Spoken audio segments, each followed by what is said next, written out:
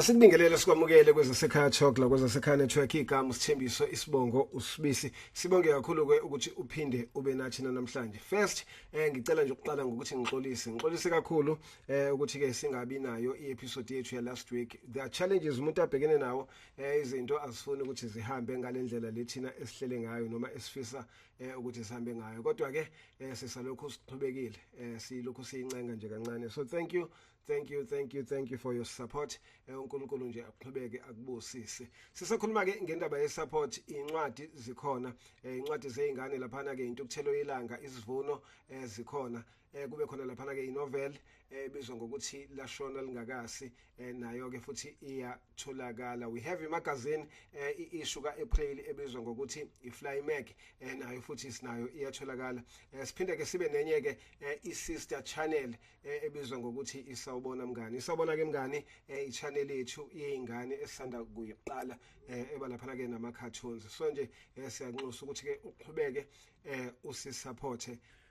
Udaba lwethu lokuqala ke la isolibheka udaba lithinta lapha ke intokazi esencane ebizwa ngokuthi ucwecwe. Ngicabanga ukuthi wonke ke umuntu uyazi ngokuthi kwenzakalani ngalentokazi. Uma kuthi awazi awuthi ke ngithi kancane nje ukubuyisela emuva. Kuvela udaba ke la lokuthi intokazi le befunda lapha ke esikoleni eBergville College, isikole ke lesesikhona la eSouth Africa, idlwenguliwe noma kuvela ukuthi ke yadlwengulwa ngonyaka odlule. So ke into osusa umsindo ke indaba kaprincipal wesikole leso ebefunda kusona uthola ukuthi ke akafuni ukuthi kwenziwe iDNA kanti kunezinsolo esengathi zikhomba ngakuyena. Sazi ke lezo insolo ukuthi sivele kanjani, ngeke ngiselithola ithuba lokuthi ngibheke, kodwa kunezinsolo ke ezivezayo nje ukuthi ke naye kunokwenzeka ukuthi athinte. Udaba kusukususa omkhulu umsindo lolo kwaqala ama campaign kuthiwa Justice for Cwecwe, kwakhona ke no AfriForum bavela baqhamuka laphana bezoseka laphana ke yena lo principal bethi asikho isidingo sokuthi ahambe aye kokwenza iDNA. Abanye bese bekhuluma nendaba ukuthi ke isikole icollege le ayivalwe kuba sengathi ke kuningi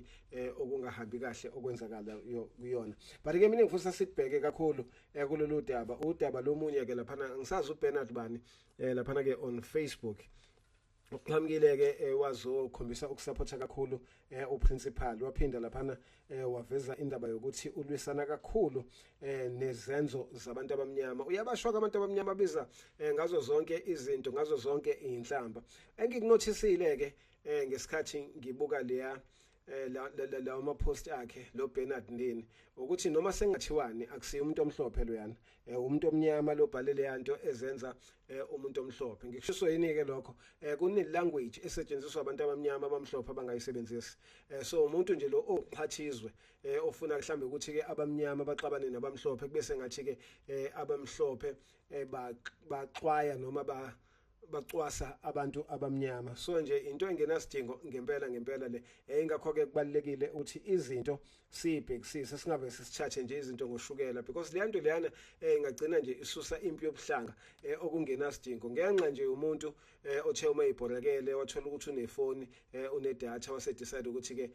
enze into engafanele. So guys, asikade ukuthi social media siyisebenzisa kanjani, futhi ke nathi ke esiconsumer la ku social media sibheke phela ukuthi siconsumer ini, singathathi konke nje sikufake ekhanda sikufake emqondweni ngoba kungagcina kusilimaza, because kunabantu ababhorekela khona lapha, kunabantu who have nothing better to do bese be decide ke ukuthi benze izinto ezingalungile ezizolimaza abanye abantu. Okay, udaba lesibili esolibheka udaba olungithintile. First of all nje ake sithi congratulations entokazini la esasinayo kuhambo la journey few weeks back. Uma ungabuyele kuma episode ethu ambalwa edlule uzoyibona uLethoya kaMadlala, intokazi nje esencane ekhombisa ukuba nekusasa liqhakaze kakhulu emkhakheni wonobuhle, umkhakha wokumodela. So ngesikhathi sikhuluma naye yayihamba iya eLimpopo ngoba kukhona ipageant yakuyona yafike yawina nakhona. Okungithintayo ke la into eyenzekile ithe uma ifika laphana intokazi iwina ngenxa yama challenges ebhekane nawo on her road to leya pageant leyana. Yathi uma iwina yase ihand over iCrown,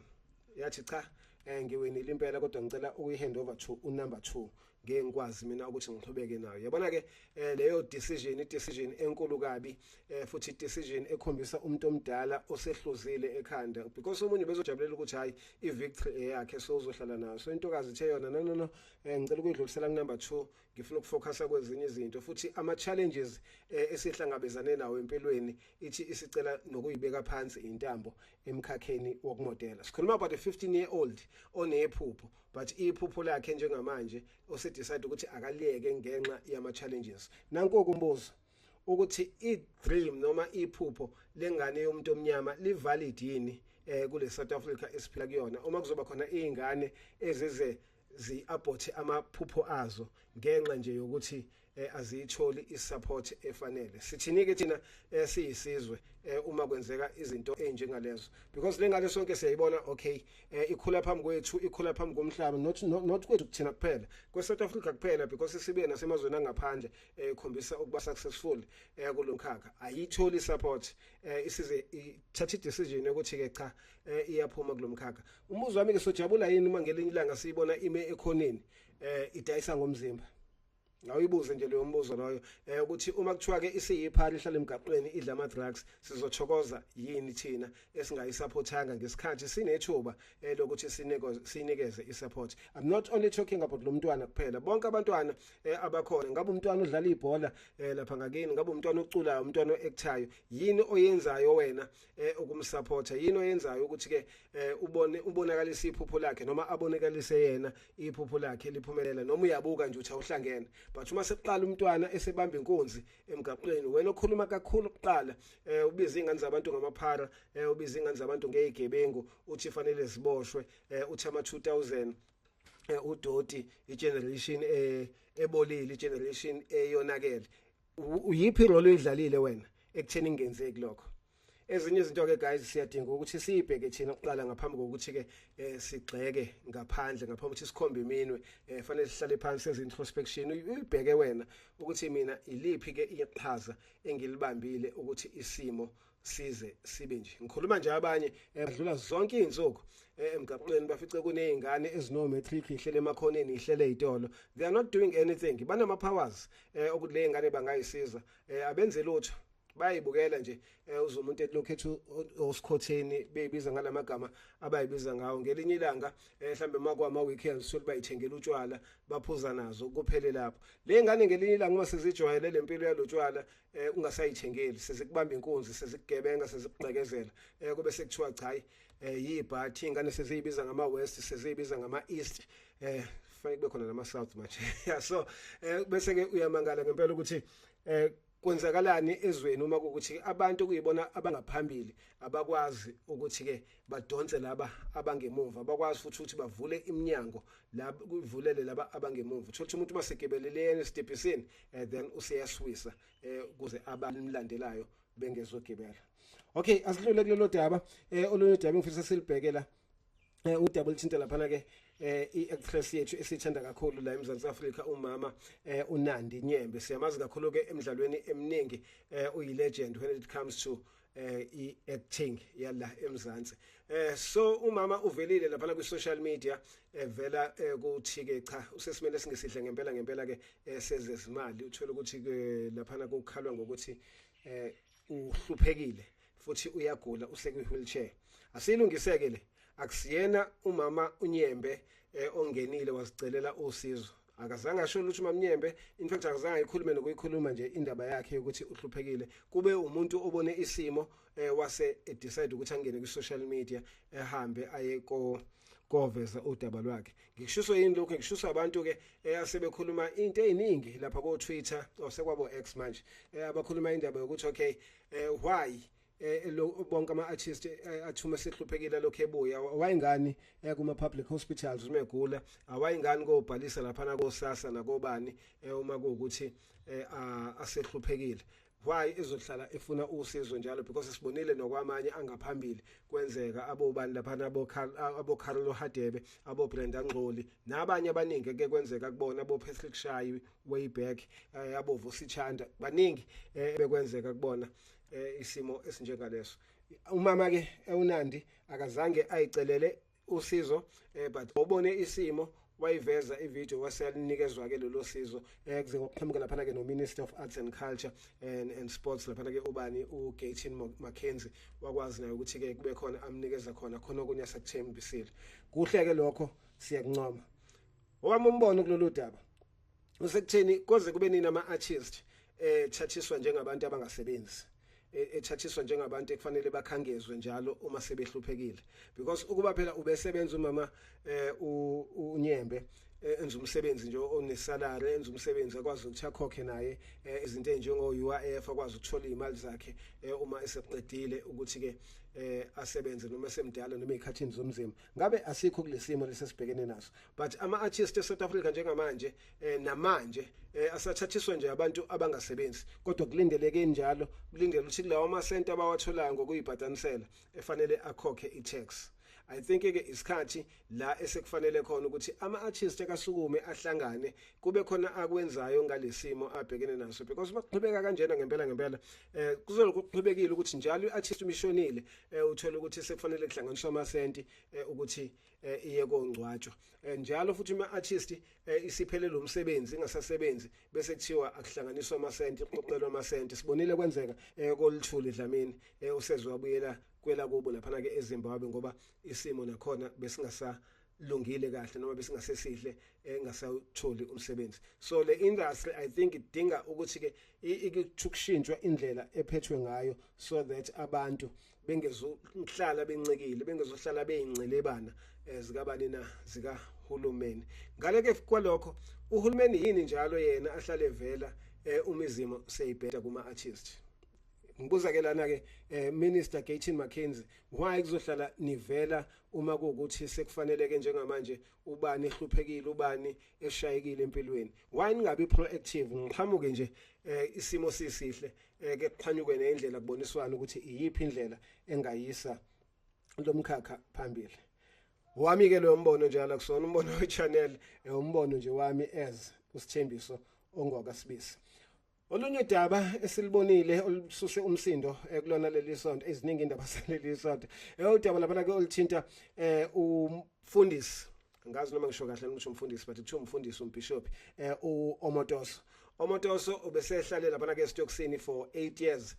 boshelwa amacala ahlukene phakathi kwamacala aboshelwe wona ilawa ke okuhlukumeza noma okuzithathela la emhlabeni ongezansi einganeni zamantombazane esontweni lakhe kuthiwa bezenzela nje ngokocansi edlwengula wazwavulelwa kamacala waboshwa ekukhumbula kahle futhi ekuboshweni kwakhe waboshwa ezama nanokukweqa eSouth Africa okuyelinye icala lelo elingasanakiwe njengamanje selimbambathwa esekuvezwa lawa amanye kuphela iyathusa ke indaba yokuthi uOmotoso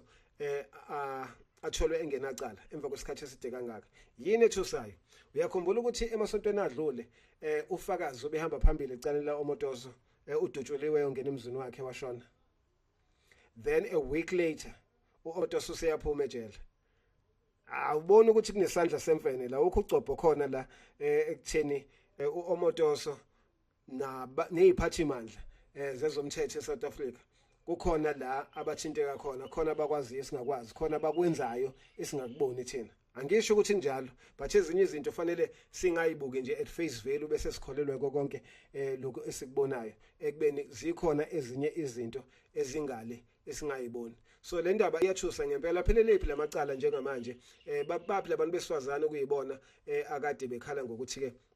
uOmotoso wabanokubeza okunye okungishaqisile udabeni la Omotoso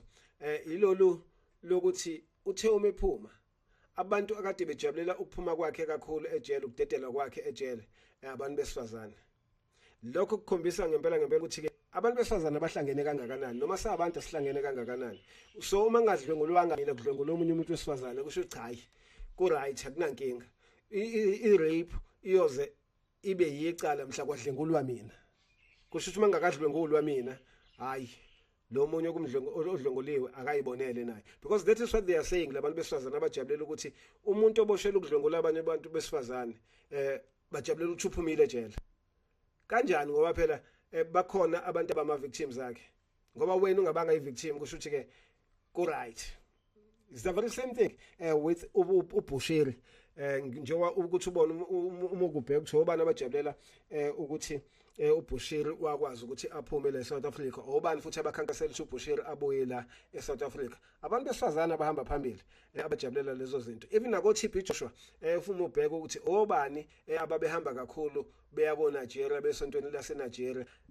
abantu besifazane bakhona le South Africa angazi ke noma si desperate ngaleyo ndlela yini ekutheni size sikholelwe yonke into eqhamuka nalabantu bangaphandle wathi lapha na ke ubaba uGxabane Mbadada uThokozani Nene before ayihambele emhlabeni wathi imhlala buswa abafazi angisho ukuthi ngithini ngaze ngithinte mhlambe ke amalungelo abantu besifazane ngaleyo nkulumo yami kodwa ke khona lencwadi ayifuna ukuyibhala before ashone eyayithi imhla labuswa abafazi adlule lapho nanto lunyudaba ke olusomkhulu umsindo budget vote ebikhona ke la so yangihlekisa le budget vote because if uyibhekisisa ila ubona khona ubuxoki balabantu ekuthiwa ama politicians and yet ufica indoda endala enentshebe nempandla isakholelwa kulabantu ekuthiwa politicians ngempela ukuthi hayike into abayishoyo basebeqinisile guys ama politicians asesikhombisile now and again ukuthi awanendaba nathi anendaba nezisu zawo ama politicians awalweli abantu azilwela wona nezisu zawo nemndeni yawo full stop onke futhi kusuka phezulu ANC DX kufika phansi kuMK that is something esingasoze nje sayibalekela leyo unless ke ukuthi ke silele noma sivaleke amehlo noma sivaleke ingqondo ngandlela thizeni ngisho yini lokho before i-budget vote ama politicians amaningi abethutheleka lapha kuma social media ezosho ukuthi ke wona azoba against ukuphasiswa kwe-budget vote just because abantu abamnyama bayahlupheka abantu abamnyama ngeke bakwazi ukumelana nokuthi ke i-VAT inyuke njengoba befuna ukuthi inyuke kwiqhiqi the very same political parties the very same politicians uma sekuvotwa lapha awusabona evota yes evotela ukuthi iqhubeke lento one of the politicians ongiphoxe kakhulu kulento it's a pity kuma podcast adlule kuma episodes ethu adlule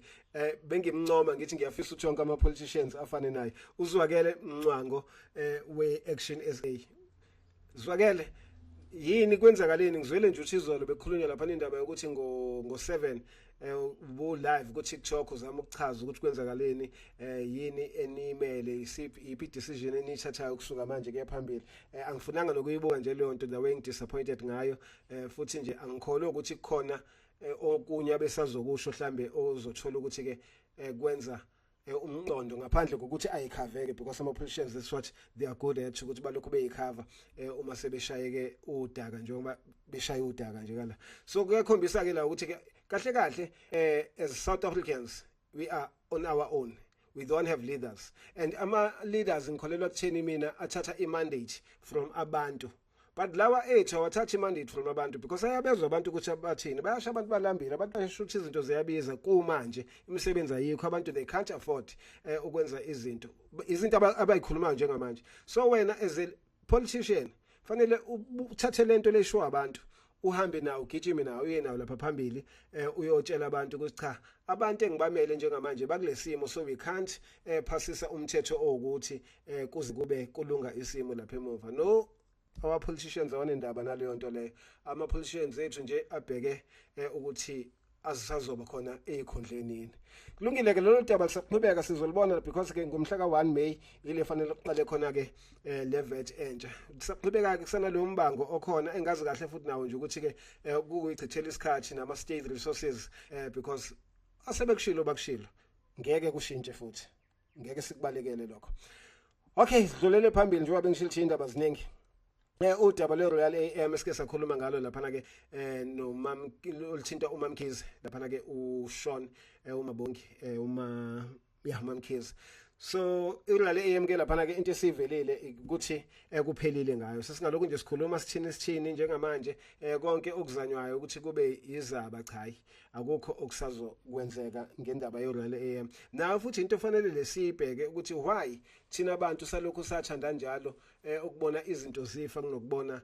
izinto zinyuka ziyaphezulu bangaka abantu asebe vocal njengamanje sebejabula sebekhuluma kakhulu ngokuthi uMamkhize uyawa kufanele bevele echoma ngeimali zakhe kunjani asebevela labo bantu labo bebekuphi ngesikhathi izinto zihamba kahle because ngikholelwa ukuthi we need to clap we need to celebrate uma omunye wethu ephumelela uma kukhona oyedwa wethu ophumelelayo suppose ukuthi sibe ngemva kwakhe simjabulele singaqhamuki nje kuphela sesiqhamuka nezitha izitha ke abamhlophe vele abamhlophe we understand ukuthi vele abayifuni impumelelo yomuntu omnyama kodwa bangcono bona bayifuna impumelelo yomuntu omnyama kangcono kunomuntu omnyama engayifuni impumelelo yomuntu omnyama. I hope yangizwa ukuthi ngiqonda ukuthini. So ngiphatha kabuhlungu ke leyo ukuthi si celebrate ukuwa komunye wethu naye ke njalo omunye wethu guys uma usuphumelele faka isandla kubantu musa phela ukuthi ke bese wena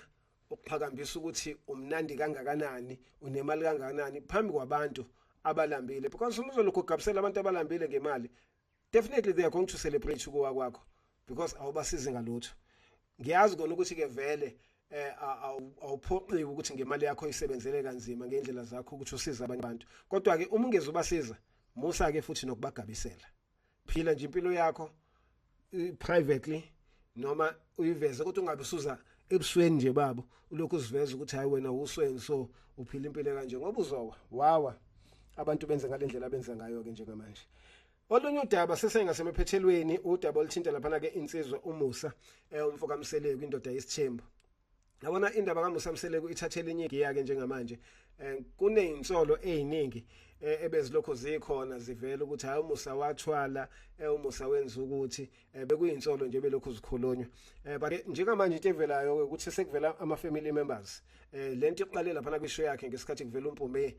udadewabo ukuthi akasahoshelani naye ngesikhathi kade celebrate lapha ke i50th birthday yakhe akasahoshelani naye ngezathu zokuthi ke uMpume usehambisana nefamily okuyiyona emsola ngokuthi unemkhuba ayenzayo lapha ke uMusa umfoka Mseleko. Hey guys uMusa uyakhala. Yabona ngihlala ngithi ngiyakhala ngendoda I've never seen indoda ekhaliso kwami. Hey uMusa uyakhala man. Every episode on TV uMusa uyakhala and khona lento emdlayo ngaphakathi khona lento ayaziyo yena engahleli kahle ngaphakathi lonto ke ngeze ngisibuye ngendlela isithembu kwamina njengamanje beyithi ngisazolamanisa man yeah but I don't think ikusazokwenzeka uma ukuthi indoda enesithembu igcina ihlala ine headache ngale yandlela uMusa ayiyona ezeshawa istroke nje abanye ke bakhuluma indaba enkulu angisho ukuthi allegedly njengoba bethi uthwele khona okhulumela lapha ke indaba ukuthi into edala ukuthi uMusa ayifose kangaka indaba ka number 5 yalonkosikazi lo wakhe uSamkeli lo sefikile njengamanje ukuthi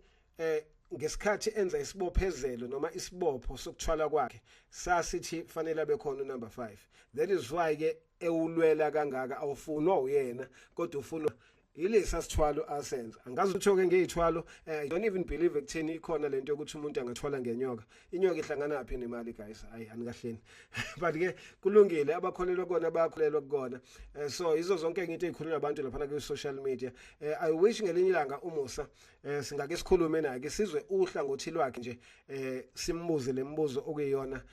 enzima ngalolu daba insizwa ke le engihlonipha kakhulu because abanye abantu abanjengoMusa abantu esikhule nabo abantu esisebenze nabo abantu esibabonile bestruggle phambi kwethu ngikhumbula nje mina into engimkhumbula ngayo ukuthi wayinebhantshi elilodwa ngisalikhumbula lela bhantshi lakhe ligcoka kushisa noma kubande but ke ukubona umuntu esuka from lapho ehambela ngeChriside ngathi kwakuyiChriside yakube indala efakela lelo bhantshi lakhe azafike kuleli izinga afike kulona njengamanje it says a lot into efanele si celebrate leyo as abantu abamnyama ukuthi omunye wethu uyaphumelela ngeke siphumelele sonke ngeke sivele kanye esingamadlebe aleso silwane leso ilupho olunye udaba la uma ngibheka kubuka sathi ke indaba zethu zanamhlanje la kwezasekhaya talk ziphelile indaba ebesinazo angizolithinta lo le police killings bekufanele silithinte ngoba sikhuluma ngalo njalo lokuthi ke amaphoyisa la eKZN cha bandla hayi awadlali ashaya enyameni igebengu ihlala isala njengoba ke futhi sekuzivulelwa icala lapha ke umphathwa wamaphoyisa umkhwanazi njengoba esolwa ngokuthi khona umkhonyova athinteka kona abanye ke bathi cha lokho nje sekuyindlela zokuthi bamthulise ngoba bayabona ukuthi indlela asebenza ngayo akezwani nento ebheke eceleni kuzoba nemashi ke futhi ezoba khona la ekuzobe kumashelwa khona indaba yako lokho ukuthi ke kuthiwa hands off Mkhwanazi. Abantu base KZN bathi nje akuhlukane phansi noMkhwanazi aqhubekele nomsebenzi wakhe okulwisana nobugebengu. Sisakhuluma ngeyamamashi ayikuneMashi engihlekise kabi einsukwini. I think ibizolo la isibone khona labafowethu laba abahlala emgaqweni bethi sibona sebekhathele ukuthi banganakwa bafuna nabo ukunakwa njengamanje babe nama shelter nayo yonke into behleli khona lapha ke emgaqweni. Ngasho ngathi we Somali but ngihlekise kakhulu kulabo bantu. Khona omunye obekhuluma lapha kwenye video esho ukuthi cha inkulumo yakhe bengifisa ukuyidlala badla labe ebesho khona ukuthi hey thina asisona amaphara thina sabantu njengabo bonke abanye abantu, so lento yokubizwa ngamaphara isiphatha kabi. Uthe sasho njalo sezwe yena futhi esekhuluma wathi niyabona thina amaphara indaba yethu ngempela ibhlungu awukahle ndoda wena manje ubuthi nisiwa amaphara afuna inibizwe ngamaphara la abantu nje abanye abantu and kusethathe elifanayo wena sozibiza ngephara futhi so ngabona hayi kuphambene kakhulu kulabo bantu. Guys, asibonge kakhulu ukuthi ke uhlale nathi sisazoqhubeka ngalendlela kuyona esaqala ngayo up until izinto zethu they get back to normal. Okwamanje nje sisazoba i-podcast sibe kube audio kuphela ama video angabi bikho. Qhubeka ke usiseke incwadi zetholakala inamba 061 401 7076 061 401 7076 incwadi lapha ke zingama soft copy okusho ukuthi ke nje you make a payment uthunyelele yona ku WhatsApp inbox ka Facebook sikuthumelele ku email kuwena ukuthi iphi indlela elula kuwena obona ukuthi ke fanele uthunyelelwe ngayo. Support iphuphulo umuntu omnyama sikwazi ke ukuthi siqhubeke siphile siphambili. Until next time, igama uSithembiso Isibongo uSibisi. God bless.